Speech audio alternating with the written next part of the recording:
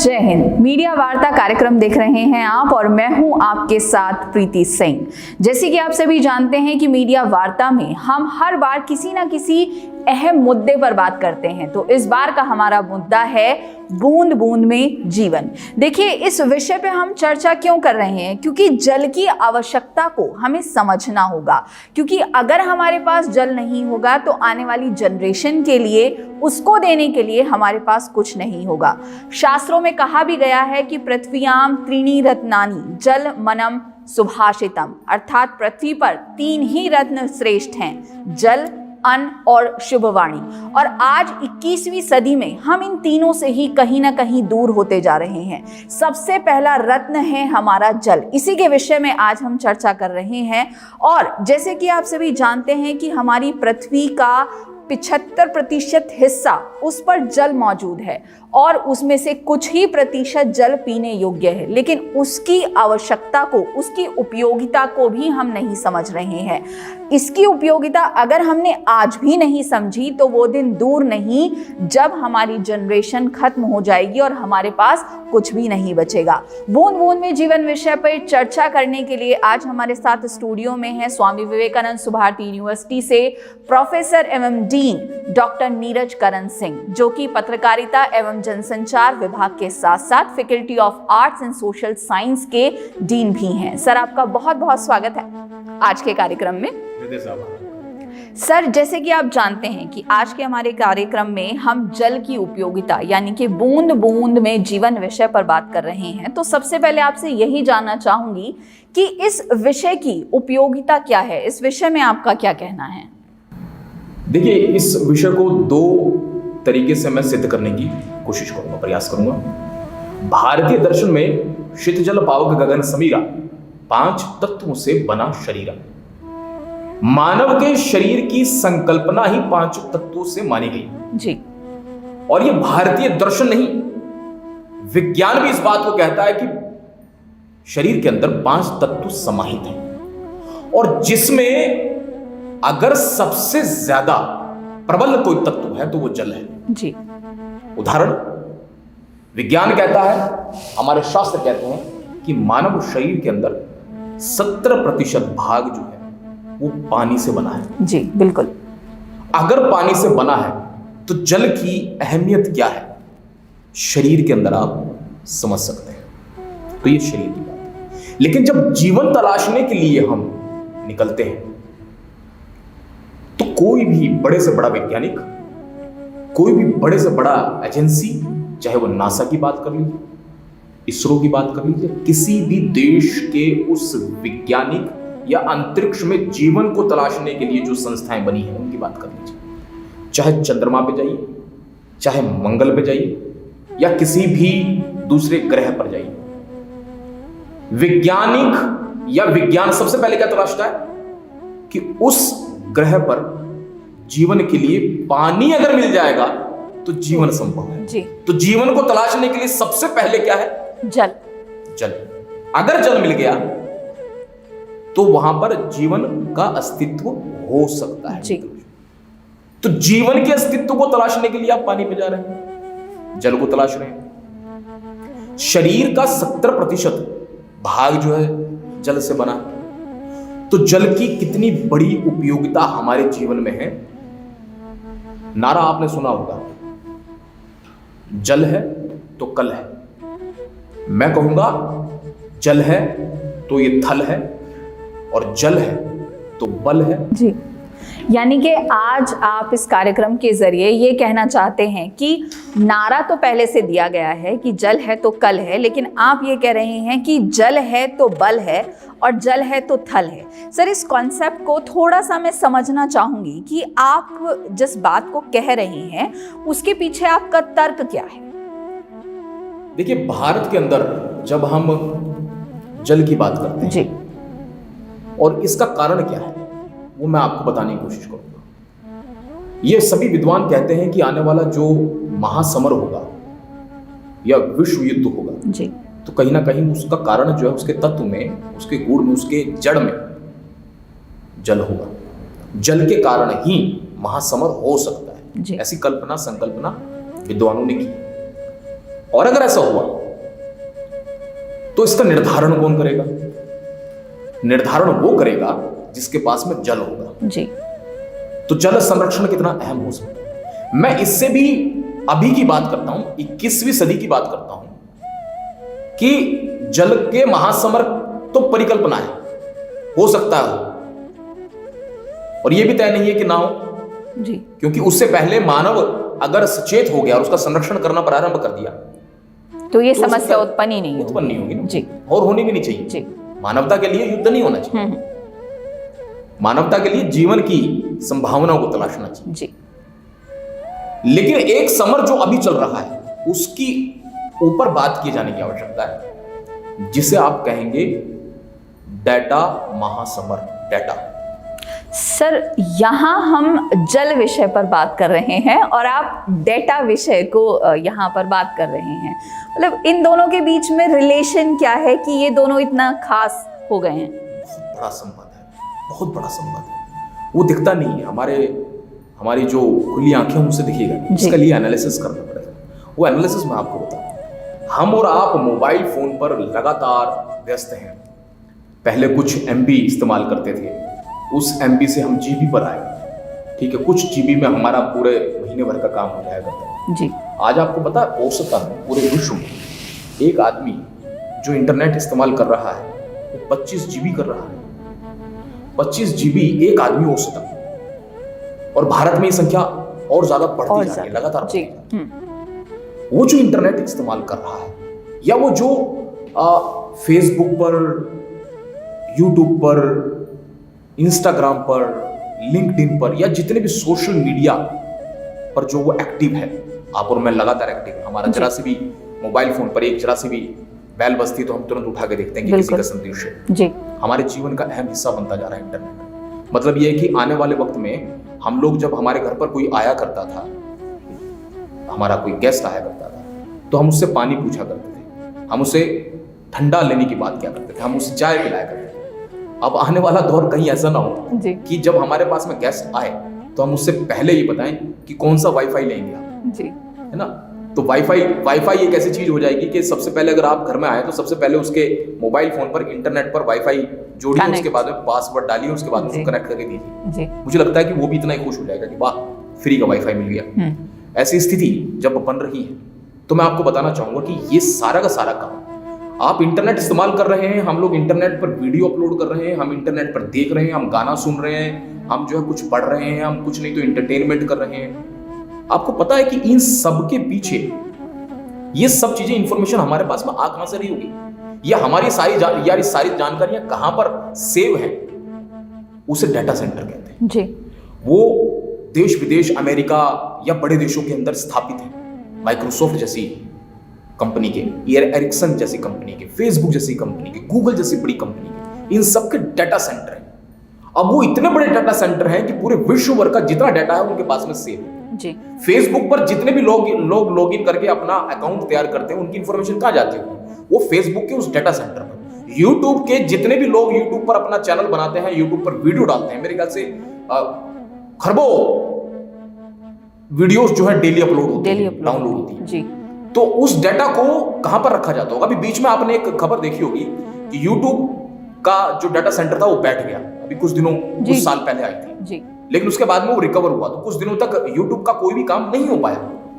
अब ऐसी स्थिति में वो डाटा सेंटर जहां पर पूरे विश्व के जितने भी लोग इंटरनेट इस्तेमाल कर रहे हैं या पर्टिकुलर किसी कंपनी को एक्सेस कर रहे हैं, उनका पूरा का पूरा डाटा उस डाटा सेंटर में स्टोर होता है।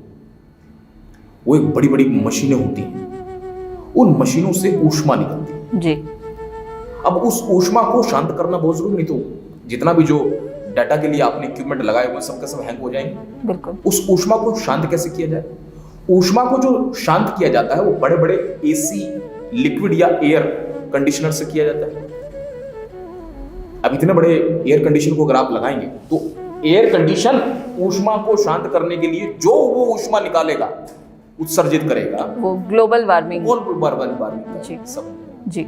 तो अभी कुछ बड़ी कंपनियों ने क्या करना शुरू किया, जैसे माइक्रोसॉफ्ट ने क्या किया, इसको आप एनालिसिस करेंगे तो आप पाएंगे माइक्रोसॉफ्ट ने उसी डाटा को पानी में रखना प्रारंभ किया। अब उसने ऐसे ऐसे कैप्सूल तैयार करके बड़े कैप्सूल में उसको डाटा सेंटर को रखा और समुद्र के तलहटी में नीचे उतार दिया।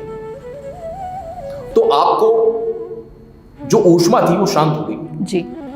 एसी से जो उस ऊष्मा को शांत करने की जो कवायद थी उसमें वो ज्यादातर जो डाटा सेंटर की जो मशीनें थी वो खराब हो जाया करती थी। लेकिन माइक्रोसॉफ्ट ने पाया कि केवल 8% ही मशीनें खराब हो पाई जी। तो पानी उसकी ऊष्मा को शांत कर रहा है, और जिसके पास में पानी ज्यादा होगा वो ज्यादा डाटा सेंटर की जो बल है वो उसको प्राप्त होगा। बिल्कुल। इसका मतलब यह है कि विश्व में तो फिर भी दूसरी जो कंट्रीज हैं वो उस पानी के बल को समझ रही हैं और डाटा के बल को समझ रही हैं। भारत में ये गणना अभी तक नहीं हुई। और सर भारत के विषय में अगर हम बात करें तो भारत में इतनी सारी नदियां हैं, इतने सारे नदी तंत्र हैं। भारत में तो इस तरह की समस्या जो है डाटा संग्रह के लिए, अगर हम नदियों से भी पानी लें या समुद्र में भी हम उसको उतारें तो भारत में तो ऐसी समस्या नहीं होगी। लेकिन सवाल यहाँ पर यही खड़ा होता है कि जब हम अपने पीने के लिए पानी, जो शुद्ध पानी हमें मिलना चाहिए, हम उसी को सेव नहीं कर पा रहे हैं, तो डेटा संग्रह के लिए हम किस तरीके से उस पानी को सेव कर सकते हैं, किस तरीके से अपनी नदियों को बचा सकते हैं या उनका उद्धार कर सकते हैं? देखिए, एक डेटा और आपको बताता हूं जी।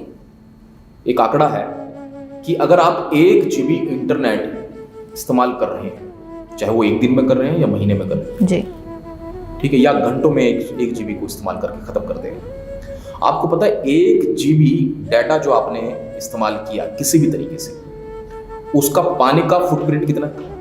वो फुटप्रिंट को समझने की आवश्यकता है जी। मतलब 1 GB इंटरनेट को इस्तेमाल करने के लिए जो आपने 200 लीटर पानी बर्बाद कर दिया, वो पानी जो उसकी ऊष्मा को शांत करने के लिए आपने इस्तेमाल किया जी। आपको पता है कि वो पानी जो आपने उसकी डाटा सेंटर की ऊष्मा को शांत करने के लिए किया, उस पानी को आप इस्तेमाल नहीं कर सकते, कृषि के लिए भी और पीने के लिए भी जी। वो किसी भी रूप से इस्तेमाल नहीं होगा। तो आपने क्या किया, 1 GB पर 200 लीटर पानी बर्बाद कर दिया। अब इसको अमेरिका में समझिए, 62,600 लीटर पानी बर्बाद हुआ, जिसकी पूरी गणना करेंगे अगर आप तो ये एक साल तक का डाटा है, 2014 तक का। 2020 में ये और ज्यादा बढ़ गया, और आज 2022 है, क्या होगा, स्थिति क्या होगी, इसकी गणना ही नहीं कर सकते कि पानी कितना बर्बाद कर दिया आपने। क्योंकि सर जब हम यहाँ पर कोविड के विषय में जब हम बात करते हैं तो कोविड से पूर्व डाटा का इतना इस्तेमाल लोग नहीं करते थे जितना कि कोविड के समय में किया गया, क्योंकि अचानक से हमारी एजुकेशन ऑनलाइन चली गई, कॉन्फ्रेंस वेबिनार ऑनलाइन चले गए, ऑफिस की मीटिंग जो है वो ऑनलाइन होने लगी। तो इस समय में तो डेटा का जो यूज था वो एकदम से बहुत ज्यादा हो गया। तो जब आप पुराने डाटा की बात कर रहे हैं कि 2014 में इतना डाटा मतलब अवेलेबल था, तो आज तो ये स्थिति बहुत परिवर्तित हो चुकी होगी। देखिए, बहुत सही सवाल है ये, और मैं तो मानता हूं कि कोरोना नाम की जो बीमारी है, ये तो सिद्ध है कि ये प्रकृति जनित नहीं जी, मानव जनित बायो आतंक है ये जी। बायो आतंक, बायो वेपन के रूप में इसको इस्तेमाल किया गया। मेडिकल को इस कोरोना से सबसे ज्यादा फायदा बिल्कुल, फार्मेसी को, मेडिकल, सभी के सामने स्पष्ट आंकड़े हैं उसके सामने जी। लेकिन मैं मानता हूं कि और भी ज्यादा एक और इंडस्ट्री है जो इससे ज्यादा पुष्पित और पल्लवित हुई, और जिसके पीछे ऐसा एनालिसिस करने के बाद में ऐसा लगता है कि इस कोरोना बीमारी को बनाने के लिए या पूरे विश्व भर में इसको प्रभावित करने के लिए, जनमानस को प्रभावित करने के लिए जो दूसरा कारण था, वो था इस डाटा सेंटर की उपादेयता को, उपयोगिता को बढ़ा देना।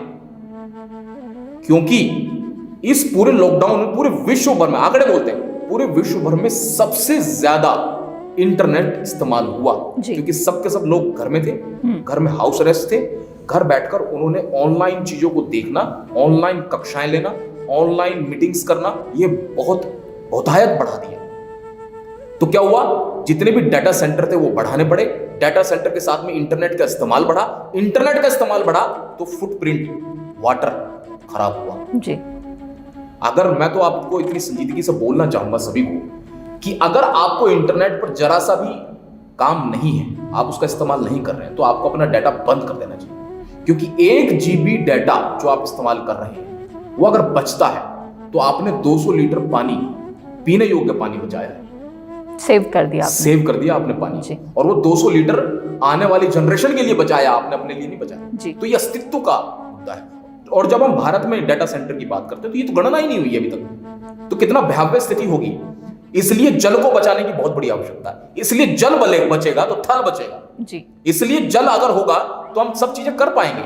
इसलिए अत्याधुनिक चीजों के लिए जो हम इंटरनेट और डाटा पर क्या कहेंगे उस पर केंद्रित हो चुके हैं, उसके निर्धारण के लिए आपको जल की आवश्यकता अगर नहीं होगी, जल नहीं होगा तो डाटा सेंटर नहीं होगा, और आने वाला भविष्य जो होगा डाटा सेंटर इंटरनेट है। तो आप क्या करेंगे? तो मैं अगला और नारा इसमें कहना चाहूंगा कि जल है तो बल है। बल का निर्धारण अगर कहीं पर होगा, उस समर में अगर बल का निर्धारण होगा तो वो जल के माध्यम से होगा जी। और जल है तो थल है, ठीक है, और नदी है तो तभी जल बच पाएगा। तो इसका जो मूल है भारत के अंदर अगर नदी 11,000 नदियां हैं जीवित और किसी तरह से मृत प्राय जी, तो हम 11,000 की सूची कहां है? ना आपके पास ना मेरे पास। उस जल को बचाने के लिए जो भारत के अंदर एक गीत अक्सर हम लोग बचपन में गाया करते थे, मेरे रग रग में तू बनकर लहू समाई है। ये गाने को जरा इसको आप जरा एक बार नदी से जोड़ के देखिए जी। जिस तरह से हमारे पूरे शरीर के अंदर तंत्रिकाएं वो नदी रूप में हमारे रक्त का प्रवाह करती हैं, तभी तो हम जीवित रहते हैं। बिल्कुल। अगर वो किसी भी अंग में वो रक्त का प्रवाह, वो अमृत रूपी जल तंत्र तंत्रिकाओं से होते हुए हमारे अंग तक नहीं पहुंचेगा तो वही अंग खराब हो जाएगा, काम नहीं करेगा। जी। अब जरा इसको सोचिए आप नदी के नजरिए से। जी। भारत के अंदर जहां जहां नदियां हैं, भारत के अंदर जहां जहां नदियां हैं, वो नदियां अगर किसी भी तरीके से उसमें अमृत रूपी जल का प्रवाह रुक गया या रोक दिया गया तो उस भारत के उस हिस्से में जहां पर वो प्रवाह हो रही थी वो कार्य करना छोड़ देगा, सूख जाएगा, या क्या स्थिति बनेगी? सूखाग्रस्त हो जाएगा ना ही वहां के लोगों को पीने के लिए पानी मिलेगा। तो बिल्कुल वैसा हो जाएगा जैसे अंग प्रभावित होता है जी। काम करना बंद कर देगा, वो हिस्सा काम करना बंद कर देगा, उसमें मानव जीवन को तलाशना दुष्कर कार्य हो जाएगा जी। तो इसलिए 11,000 नदियां कौन सी हैं? इसलिए नदी को जानना बहुत आवश्यक है। इसलिए हमारी भारतीय संस्कृति में तो नदी का बहुत बड़ा महत्व है। हमारे जितने 30 त्योहार, हमारे जितने कर्मकांड, हमारे जितने संस्कार जुड़े हैं वो हमारी नदियों से जुड़े हैं जी। चाहे बच्चे का जन्म हुआ तो कुआं पूजन हुआ, और किसी बुजुर्ग का देहावसान हुआ तो उसकी जो अस्थियां हैं वो नदी में प्रवाह की गई।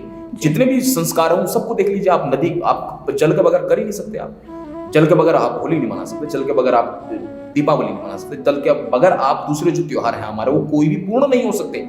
चाहे कोई भी धर्मावलंबी हो, हम यहाँ पर कोई भी पंथ के लोग हो, हमारा जल के बगैर काम ही पूरा नहीं हो सकता। तो जब जल के बगैर काम नहीं पूरा हो सकता तो हम ऐसी स्थिति में क्यों आ रहे हैं कि हम जल और नदी के अस्तित्व को ना जाने? क्योंकि वो आपके और मेरे अस्तित्व से जुड़ा हुआ है, उसको जानना बहुत आवश्यक है, उसके संरक्षण के लिए बहुत आवश्यक है। इसलिए नदी को जानो जैसे अभियान से हम सबको जुड़ना चाहिए जी। RFRF एक बहुत अच्छा कार्य कर रहा है। रिसर्च फॉर रिसर्चेंस फाउंडेशन ने अभी हाल ही में एक अभियान प्रारंभ किया जिसमें कहा गया नदी को जानो। नदी को जानोगे तो हम उसके नजदीक जाएंगे। हम भावनाओं से दूर हो गए हैं नदी से। मुझे याद है कि जब भी कभी मैं अपने बुजुर्गों के साथ में, अपने दादा दादी के साथ में किसी नदी से उतरता था तो उस नदी का जयघोष हम लोग लगाया करते थे। उस पूरी बस के अंदर, उस पूरे लोगों के बीच में हम लोग जयघोष लगाना शुरू किया करते थे, गंगा मैया की जय, जब तक उससे ना उतर जाए, गंगा मैया की जय, गंगा मैया की। कुछ लोग तो ये क्या करते थे कि अपने पॉकेट से कुछ सिक्के निकालकर वो गंगा जी में प्रवाहित करते थे जी। तो वो क्या था? वो बिलोंगिंगनेस थी। हम दूर होते जा रहे हैं, हम नदी के किनारे तो नहीं जा पा रहे हैं लेकिन कंक्रीट की नदियों के किनारे रहने लगे, और कंक्रीट की नदियों ने हमारे अंदर की प्रकृति को खत्म कर दिया, हमारे अंदर के भाव को खत्म कर दिया। और ये जानते हुए कि हमारा ये शरीर ही 70% जो है जल से बना है, उसके बावजूद भी हमने नदियों के अस्तित्व को, उसके भाव को अपने से दूर करना प्रारंभ कर दिया। ये स्थिति बहुत भयावह है। इसलिए RFRF का जो रिसर्च फॉर रिसर्चेंस फाउंडेशन का जो अभियान है नदी को जानो, ये इसलिए आवश्यक है क्योंकि हमारे अस्तित्व से जुड़ा है, हमारी संस्कृति से जुड़ा है, हमारी सभ्यता से जुड़ा है, हमारी विरासत से जुड़ा है, हमारी संस्कृति, हमारी प्रकृति से जुड़ा है, हमारे आने वाले कल से जुड़ा है, हमारे भूगोल खगोल से जुड़ा है, हमारे और आपके उस 5 तत्व से जुड़ा है जिसकी संकल्पना भारतीय दर्शन के अंदर है। बिल्कुल। सर देखिए, जल के बिना तो हम जीवित ही नहीं रह सकते। साइंटिस्ट भी कहते हैं कि आप खाने के बिना 1 महीने जीवित रह सकते हैं, लेकिन जल के बिना आप 1 सप्ताह से ज़्यादा जीवित नहीं रह सकते हैं। तो इसलिए जल की आवश्यकता तो बहुत ज़्यादा ज़रूरी है, और हम उसको तभी सेव कर पाएंगे जब हम उसे अपनी भावनाओं से कहीं ना कहीं जोड़ पाएंगे, जैसे कि आपने अभी कहा भी। सर, आप जो नदी को जानो अभियान की बात कर रहे हैं, RFRF की, तो उसके विषय में मैं जानना चाहूँगी कि आप हमारे व्यूअर्स को थोड़ा बताएं नदी को जानो अभियान के बारे में, कि वो इस अभियान से किस तरीके से जुड़ सकते हैं। मैं पुनः कहना चाहूंगा, भारत जो है वो हर बार, भारत का दर्शन, भारत की संस्कृति चिरकालीन है, ठीक है, और चिरकालीन के साथ में नयापन लिए हुए है, समावेशी संस्कृति है, हर किसी को समाहित कर लेती है। और भारत में शिक्षा की शक्ति को प्राप्त करने के लिए अगर आप जाएंगे तो पुरातन काल में जरा एक बार आश्रमों का ध्यान करें आप जी, तो आप पाएंगे कि जितने बड़े आश्रम संस्थापित हुए वो नदी के किनारे हुए जी। तो शिक्षा का प्रतिपादन कहाँ हुआ? नदी के किनारे। संस्कृति कहाँ पुष्पित और पल्लवित हुई? नदी के किनारे। इसलिए आप सिंधु सरस्वती सभ्यता की बात करते हैं तो नदी के किनारे, गंगा नदी के आसपास जितनी सभ्यता बनी हुई गंगा नदी के किनारे, और चिरकालीन है भारतीय संस्कृति। इसलिए जितनी भी संस्कृतियां थी वो या तो एक व्यक्ति पर केंद्रित थी, या किसी हित पर केंद्रित थी, या किसी परिवार पर केंद्रित थी। लेकिन भारतीय संस्कृति वो समावेशी संस्कृति, जगत और जगत कल्याण की बात करने वाली थी, इसलिए आज भी चिरकालीन तक बनी हुई है। भारत और भारत राष्ट्र का या भारतीय संस्कृति का जन्म नहीं हुआ है, बिल्कुल, वो चिरकालीन सनातन है। लेकिन जिसका जन्म हुआ उसकी मृत्यु जरूर है, चाहे वो कोई लिविंग थिंग हो या नॉन लिविंग थिंग। जिसका जन्म हुआ है उसकी मृत्यु जरूर है, लेकिन भारत के जन्मने की कोई तारीख बताए? वो तो नहीं है, इसलिए सनातन है जी। और जब सनातन है तो सनातन संस्कृति का, सनातन समाज का निर्माण कहां हुआ? नदी के किनारे जी। आध्यात्मिक दर्शन कहां मिला? नदी के किनारे। हमारी जितनी विरासतें, जितनी संस्कृति, जितने रिचुअल बने वो कहां बने? नदी के किनारे जी। तो आज हम नदी से दूर कैसे हो सकते हैं? इसलिए भविष्य के फुटप्रिंट का, वाटर फुटप्रिंट का निर्धारण कौन करेगा? जिसके पास में सबसे ज्यादा नदी है, ऑब्वियसली। तो सबसे ज्यादा नदी विश्व में किसके पास है? 11,000 नदियों से भी ज्यादा। भारत नदियों का देश है, ये कहा जाता है, आपने और हमने पढ़ा है पाठ्यक्रमों में। तो जब भारत जो है वो नदियों का देश है, तो वो 11,000 नदियां, जिसका आंकड़ा हमारे और आपके पास में नहीं है, वो जितनी खालाएं हैं, वो जितने सिस्टम है नदी के, उन सबको जीवित करने की आवश्यकता है। ये RFRF का अभियान है। इसलिए आप और हम सीधे तौर पर उस अभियान से जुड़ सकते हैं कि हमारे घर के आसपास जो नदी है जी, उसकी जानकारी हम इकट्ठा करें, और उसके बाद में उस पूरी जानकारी को RFRF के साथ में जोड़ें। तो पहले तो हम सबको रजिस्ट्रेशन करना पड़ेगा जी, और फिर उसके बाद में उस पूरे डाटा को हम उनके साथ में शेयर करें, ताकि एक सही योजना बनाकर हम उस मृत प्राय नदी को जीवित करने के लिए एक योजना बना सके और उसके लिए काम कर सके। बिल्कुल, क्योंकि अगर हमने नदी को बचाया तो हम बचे हैं दरअसल। इसलिए आप इसमें अपना हित भी तलाश सकते हैं। आप जगत की बात मत कीजिए, आप कल्याण की बात मत कीजिए, आप राष्ट्र की बात मत कीजिए। कम से कम अपने अस्तित्व को और अपने आने वाली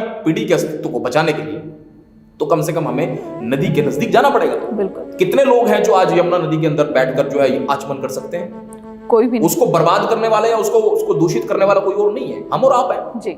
हमने और आपने उसको दूषित किया, ठीक। लेकिन अगर उसको संरक्षण करने का काम अगर करना है तो वो भी आपको और हमें करना है। इसलिए RFRF का ये अभियान बहुत आवश्यक है। नदी को जानो जी, नदी को जानना पड़ेगा, नदी को बचाना पड़ेगा, नदी के अस्तित्व को बचाना पड़ेगा, नदी के भाव को बचाना पड़ेगा, नदी के संस्कार को बचाना पड़ेगा जो आप और मुझ में है।